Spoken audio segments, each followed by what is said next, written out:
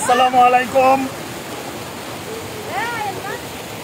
সুপ্রিয় ভিউয়ার্স, আমরা সকালবেলা আপনাদেরকে দুইবার যে আপডেটটা দিয়েছিলাম কুমিল্লা জেলার তিতাস উপজেলার পিটিকেন্দি ইউনিয়নের হরিপুর চেয়ারম্যান বাড়ি অংশে যে জামে মসজিদটি যে ঝুঁকিতে ছিল, আলহামদুলিল্লাহ আমরা সকলের সহযোগিতায় এলাকাবাসী এবং আমার বাড়ি এবং বিভিন্ন লোকজনের সহযোগিতায় আমরা এই জায়গাটি ইনশাল্লাহ আমরা এখন আশঙ্কা মুক্ত করতে পেরেছি।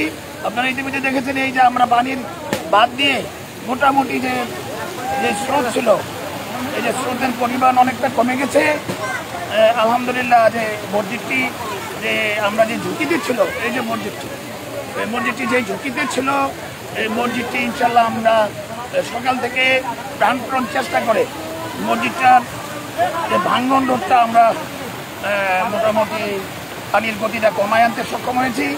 আপনাদের সকলের কাছে দোয়া চাই যে আল্লাহ যেন এই মসজিদটা, আমরা সকালে যে পানির ভাঙ্গনের কবলে পড়েছিল মসজিদের অংশটিকে, আমরা আমাদের সকল ছেলেপেলেরা মিলে এবং আমরা এই মসজিদটি যে ভাঙ্গনের কবলে পড়েছিল মসজিদটি, এই কবল থেকে আলহামদুলিল্লাহ আমরা কিছুটা হলেও আপাতত আমরা সক্ষম হয়েছি। যে এই এদিকটা এনুস যেদিকটা আছে এদিকে একটা বস্তা দেয়, এদিকে একটা বস্তা দেয়, এদিকে এই জায়গাটা আমি একটা বস্তা দিই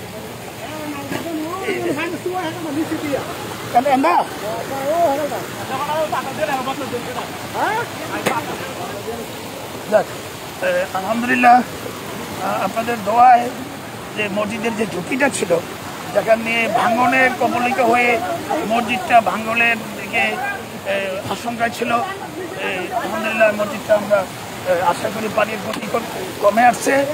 আমরা আপনাদের দোয়ায় মসজিদের পানি যেভাবে বাড়তেছে, পানির অবস্থা খুবই ভয়াবহ আকার ধারণ করেছে। তথাপি সবচেয়ে বড় বিষয় হলো আল্লাহর ঘর, মুসলমানদের ইবাদতের জায়গা, এইটা নিয়ে আমাদের সকাল থেকে আমরা অত্যন্ত আশঙ্কায় ছিলাম যে এই মসজিদটি রক্ষা করার জন্য আমাদের সকলের দায়িত্ব হয়ে পড়ছে। এলাকাবাসী সবাই খবর পেয়ে চলে এসেছে।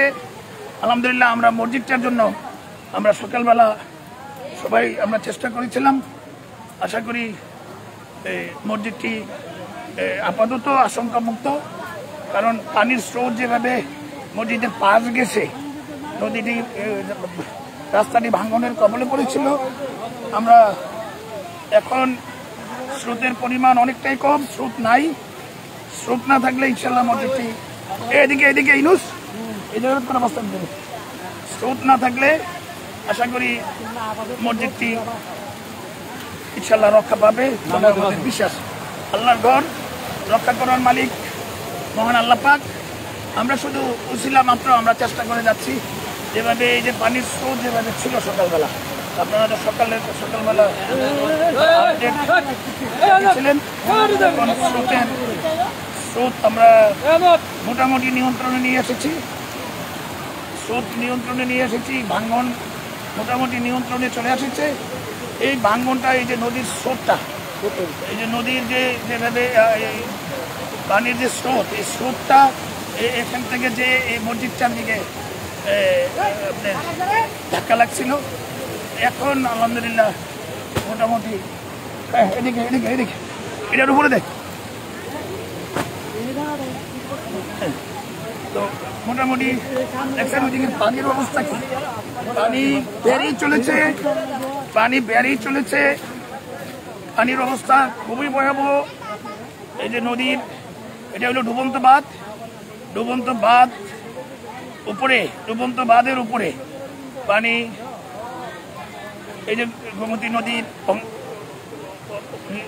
ভিতরের অংশটুকু আমরা যে আশঙ্কায় ছিলাম সকালবেলা যে আমরা মসজিদটা রক্ষা করতে পারবো কিনা, কিন্তু আলহামদুলিল্লাহ আমরা সকলের প্রচেষ্টায় আমরা মসজিদের যে জায়গাটা যেখানে এই রাস্তাটি ভেঙে গিয়ে মসজিদে ভাঙ্গার আশঙ্কা ছিল। আলহামদুলিল্লাহ এখন পানি ছড়িয়ে ছিটিয়ে যাচ্ছে, ডুবন্তবাদের উপর দিয়ে যাচ্ছে, কিন্তু আল্লাহর কাছে লাখো শুকর, আল্লাহর ঘর আল্লাহই রক্ষা করেন। এটাই আজকে প্রমাণ। আমরা সকলের প্রচেষ্টায় এই মসজিদে এসেছি। পরবর্তীতে আমাদের আবারও আপডেট জানাবো। আমি পানীয় উন্নয়ন বোর্ডের দৃষ্টি আকর্ষণ করছি, ডুবন্তবাদের উপর দিয়ে পানি দেবে, এটাই স্বাভাবিক। তারপরে কিছু কিছু জায়গা যেন ভাঙ্গনের কবলে না পড়ে। ভাঙ্গনে ভেঙে গেলে কিন্তু আপনার কয়েকটা বাড়িঘর তলিয়ে যাওয়ার সম্ভাবনা আছে। ডুবন্তবাদের উপর দিয়ে পানি গেলে ইনশাল্লাহ কোনো সমস্যা নাই। আমি সবাইকে, আমিও আছি, আপনাদের সকল সকাল থেকেই যারা দেখছেন আমি আছি এই জায়গাটি রক্ষার জন্য আপনাদের সকাল থেকে আপনাদের পাশে আপনাদেরকে আবেদন জানিয়েছি। এই ভাঙনটা মোটামুটি আমরা সকলের প্রচেষ্টায় রক্ষা করতে পারছি। আল্লাহর কাছে লাখো শুকর, আল্লাহ আমাদেরকে হেফাজত করতে পারে। যে পানি গোমতী নদীর পানি বেড়েই চলেছে, গোমতী নদীর পানি যেভাবে বেড়ে চলেছে, আমরা আশা করি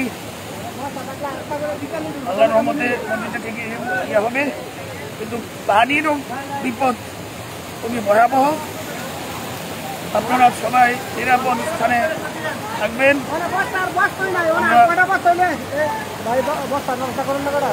বস্তার ব্যবস্থা দিলে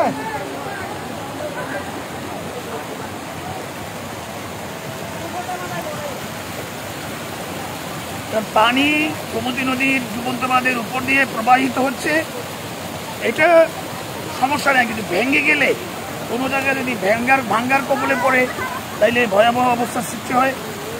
আবারও আমি আসছি আপনাদের আপডেট নিয়ে। আলহামদুলিল্লাহ মসজিদের যে